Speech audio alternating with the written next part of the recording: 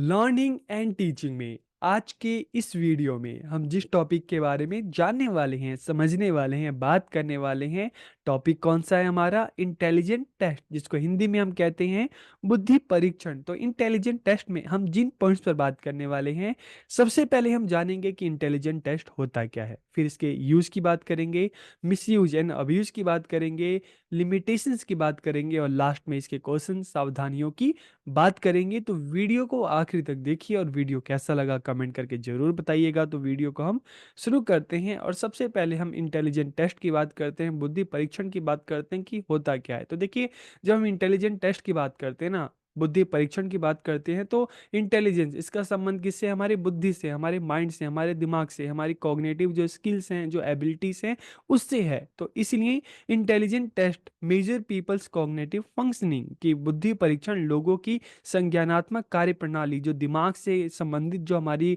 कार्य प्रणाली है, उसको मापते हैं। तो इसमें क्या क्या चीज आती है? It includes verbal, mathematical, reasoning, memory, attention, language comprehension, ये सारी चीजें इसमें आती हैं। इसके अलावा प्रॉब्लम सॉल्विंग स्किल की चाहे हम बात करें, हम क्रिटिकल थिंकिंग की बात करें, हम learning quickly, understanding complex ideas, तो ये सारी चीजें जो हमारे माइंड से रिलेटेड है, हमारी जो कॉग्निटिव जो फंक्शनिंग है, उससे रिलेटेड सारी चीजें हैं, उसको इंटेलिजेंट टेस्ट में मापा जाता है।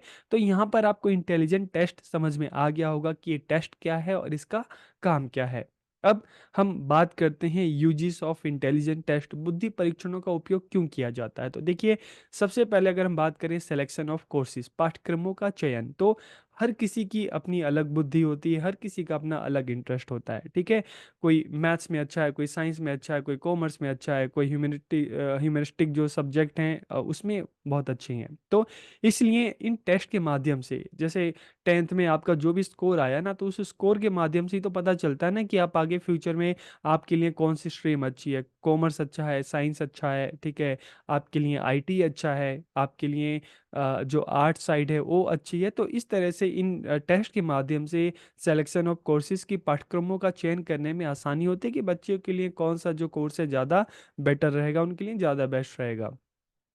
इसके अलावा अवार्ड ऑफ स्कॉलरशिप, छात्रवृत्ति का पुरस्कार, तो अक्सर जो स्कॉलरशिप एग्ज़ाम जो होते हैं, तो ये भी तो इसी बेस पर होते हैं कि इन एग्ज़ाम इस तरह के एग्ज़ाम कंडक्ट किए जाते हैं और जिस बच्चे की मेंटल एबिलिटीज़ ज़्यादा अच्छी होती है, ठीक है, उन बच्चों को इस तरह की स्कॉलरशिप दी जाती है। इसके अलावा प्रमोशन ऑफ पीपल्स, की बच्चों का एक क्लास से दूसरे क्लास में प्रमोशन किस बेस पे होता है? इसी जो इंटेलिजेंट टेस्ट होते हैं, ठीक है, क्वेश्चन पेपर आता है, क्वेश्चंस होते हैं, आप उसको सॉल्व करते हैं, तो इसकी आपसे आपकी जो मानसिक जो क्षमताएं होती हैं, ठीक है, उसके बारे में पता चलता है और इन टेस्ट के माध्यम से ही आप एक क्लास से दूसरी क्लास में जाते हैं। और इसके अलावा नोविंग इंडिविजुअल डिफरेंस, की इस तरह के जो टेस्ट होता है, इनके माध्यम से क्या होता है कि जो व्यक्तिगत विभिन्नताएं पता चलती हैं कि भाई कौन सा बच्चा है, ठीक है, उसकी जो मानसिक क्षमताएं क्या है, ठीक है, वो किस फील्ड में ज़्यादा अच्छा है, किस फील्ड में ज़्यादा अच्छे से कर सकता है। तो इस हिसाब से हम देखें तो इंडिविजुअल डिफरेंस का पता चलता है और इसी बेस पर फॉर असाइनिंग रिस्पॉन्सिबिलिटी,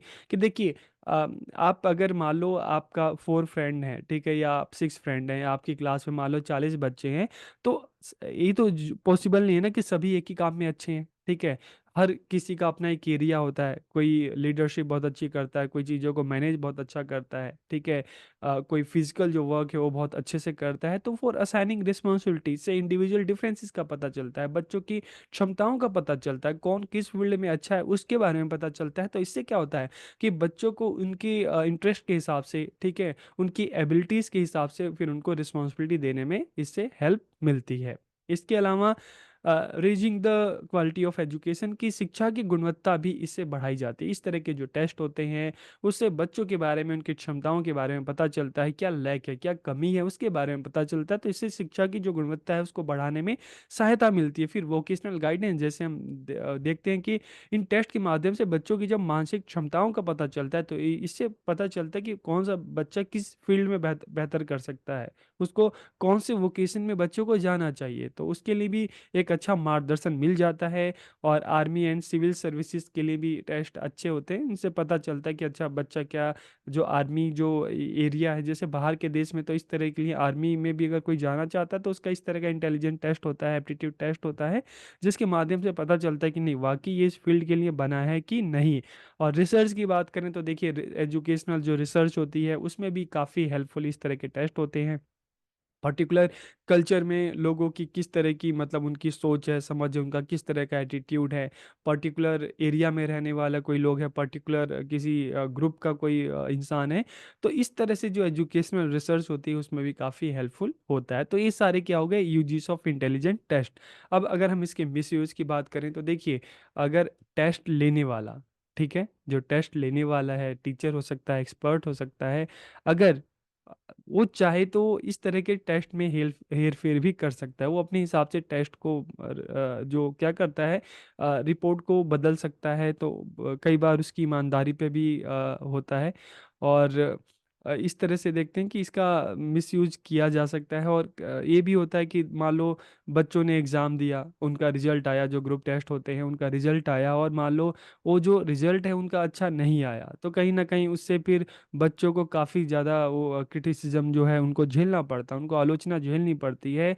और उसी बेस पर हम देखते हैं कि बच्चों के रिजल्ट के बेस पर, चाहे उनके माता पिता हों, उनके टीचर हों, उनके सोसाइटी के लोग हों, रिजल्ट अच्छा आता है तो सब उनको तारीफ करते हैं, ठीक है। और अगर रिजल्ट अच्छा नहीं आता तो फिर कहीं ना कहीं वो फिर बच्चों को डिमोटिवेट करते हैं। तो इस तरह से इंटेलिजेंट टेस्ट जो होता है, एक तरह से देखें तो बच्चों की बुद्धि, उनकी क्षमताओं का पता लगाने के लिए होता है, लेकिन कई बार देखते हैं कि इसका मिसयूज भी हो सकता है और लोग गलत तरीके से इसको देख सकते हैं। कि मान लो बच्चे का रिजल्ट ठीक है, अच्छा नहीं आया, तो इसका तो मतलब यही है ना कि बच्चा इस एग्जाम में, इन पर्टिकुलर सब्जेक्ट में अच्छा नहीं है। लेकिन इसका मतलब ये तो नहीं है ना कि बच्चा किसी चीज़ में अच्छा नहीं है। तो सिर्फ बच्चे की मानसिक क्षमताओं का पता लगाते हैं, लेकिन इसके बेस पर भी बच्चों के साथ कहीं ना कहीं पार्शियलिटी, ठीक है, या डिस्क्रिमिनेशन हो सकता है। फिर इसके लिमिटेशंस की बात करें तो देखिए, अगर बात करें तो ये जो टेस्ट है सिर्फ बच्चों की मानसिक क्षमताओं को मापता है, ठीक है। It measures only limited aspect of intellectual behaviour. ये केवल बौद्धिक व्यवहार की सीमित पहलुओं को मापता है। यह परीक्षण हमेशा सटीक परिणाम नहीं देते, बिल्कुल एक्यूरेट रिजल्ट दे, ये चीज़ें पॉसिबल नहीं है, क्योंकि कोई भी दुनिया का कोई भी टेस्ट है ना, वो किसी की क्षमता को पूर्ण रूप से माप नहीं सकता, ठीक है। मानसिक जो क्षमताएं होती हैं उसको कोई भी जो टेस्ट होता है पूरी तरीके से उसको नहीं नाप सकता। तो बहुत बार जो टेस्ट देने वाला भी होता है वो ईमानदारी से उसका उत्तर सही से नहीं देता, और कई बार टेस्ट लेने वाला भी ईमानदारी से अपना काम नहीं करता। तो ऐसे में क्या होता है, इसकी जो इंटरप्रिटेशन है, जो व्याख्या है, वो गलत हो सकती है, ठीक है। और इसके अलावा हम देखते हैं कि इस तरह का जो टेस्ट है उसको एडमिनिस्टर करने के लिए, इंटरप्रेट करने के लिए स्पेशल स्किल्स की आवश्यकता होती है, प्रशिक्षण की आवश्यकता होती है, ठीक है।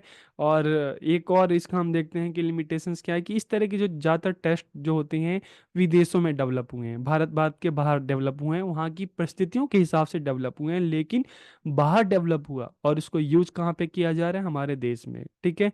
तो कहीं ना कहीं हम देखते हैं ना कि फिर ये कहीं जो जस्टिफाई नहीं करता कि किसी कंट्री में मान लो कोई टेस्ट अमेरिका में डेवलप हुआ तो वहाँ की स्थितियों के हिसाब से डेवलप हुआ होगा, और उसको अगर हम यूज करें यहाँ पर भारत में आके यूज करें तो यहाँ की सोशल इकोनॉमिक कंडीशन अलग है, ठीक है। यहाँ की जो सोसाइटी की नीड अलग तरीके की है। तो बाहर के टेस्ट बन रहे हैं, उसका उपयोग इंडिया में हो रहा है, तो कहीं ना कहीं ये चीज़ों को जस्टिस नहीं करता। और इसके अगर हम क्वेश्चन की बात करें, ठीक है, सावधानियों की बात करें, तो एक चीज़ हमें ध्यान रखनी है कि कोई भी इंटेलिजेंट टेस्ट है किसी भी की इंटेलेक्चुअल जो एबिलिटी है उसको पूरी तरीके से नहीं मापता, सिर्फ उसके एक पहलू को, एक इशारा करता है कि हाँ इसमें ये क्षमताएं हैं, इस फील्ड में बच्चा अच्छा कर सकता है, ठीक है। और मौखिक परीक्षा में कम अंक प्राप्त करने वाला व्यक्ति किसी अन्य पहलू जैसे और चीज़ों में अच्छा हो सकता है, तो इस चीज़ को भी ध्यान रखना चाहिए। और इसके अलावा जिस बच्चे का शैक्षिक योग्यता परीक्षण में स्कोर कम है, उसे दूसरे जो काम है, ठीक है, तो इस चीज़ को हम नहीं कह सकते कि बच्चा अगर मान लो पर्टिकुलर इस सब्जेक्ट में है, या इस क्लास में बच्चे का कम नंबर आया है तो बच्चा किसी काम का ही नहीं है, नहीं, किसी और फील्ड के लिए हो सकता है बना है। हमारे जितने भी क्रिकेटर्स देखो, बहुत मोस्टली है एजुकेशन में इतने अच्छे नहीं थे, लेकिन उनका जो स्पोर्ट्स जो था वो बहुत अच्छा था। तो and intelligent test once given to an individual should be repeated कि और इंटेलिजेंट टेस्ट जब लेते हैं तो एक चीज़ ध्यान देना चाहिए, सिर्फ एक ही बार नहीं, उसको 2-3 बार रिपीट करना चाहिए ताकि जो जो भी इंफॉर्मेशन है वो सही से मिल सके। ठीक है।